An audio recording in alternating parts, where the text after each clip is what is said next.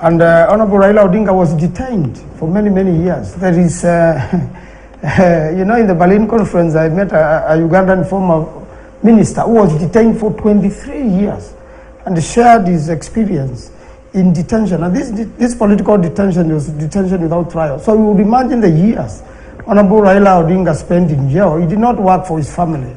His wife did not work. She had to lose her job. And you would imagine what happened to that particular family. So the most desperate person and the poorest person on earth is somebody without their freedom, somebody in detention. They don't know when the detention will end.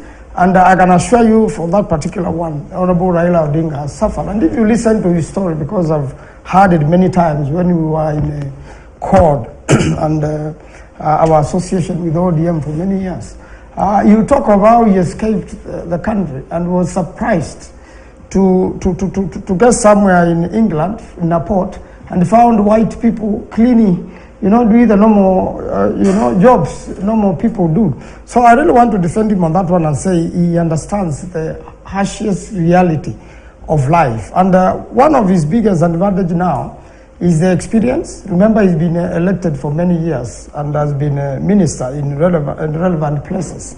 You know, he's been the high representative for, you know, of African Union of Infrastructure in Africa. That explains why we have the expressway.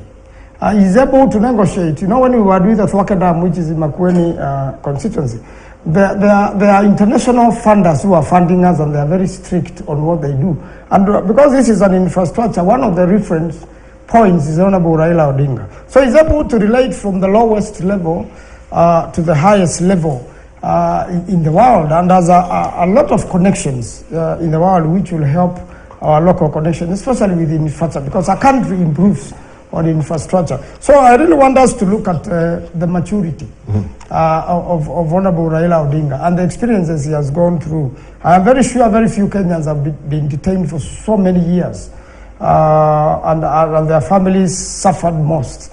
And again, having to go and study abroad because there was no place to study here. And not only him, but his community suffered a great deal. In fact, what saved the likes of Professor Anyang' Nyong'o is to get very much educated and was able to teach at the universities and eventually join politics to transform the country. So that really helped. And a lot of the people of the community had to escape the country to go and study abroad. And now later on are coming back home to help. And we have many other families who have done like that.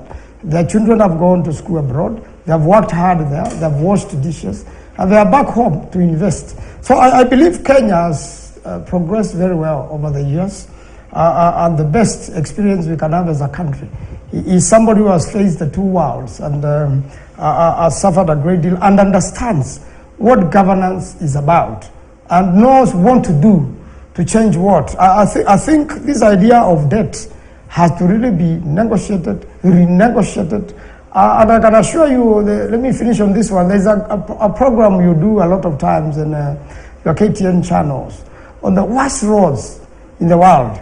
And I think if you see what has happened in countries like Congo, in India, where there are hills especially and the trucks cannot move, and there are worse places in the world. And all those countries have been helped by other countries after these features and after these stories have been put in YouTube and many places. International community has come to aid of these people through loans.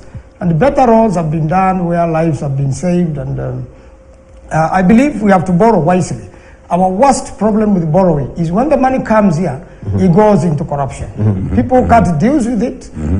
People get percentages before any infrastructure is done. We have brokers, we have cartels. This is what the Honorable Raila Odinga, Martha Karua, Kalonzo Musyoka, and the rest of their government must deal with seriously. Cartels. Can I just add something, about taxation, which my friend Choroyot mentioned? Yes. Our policy in terms of taxation can be stated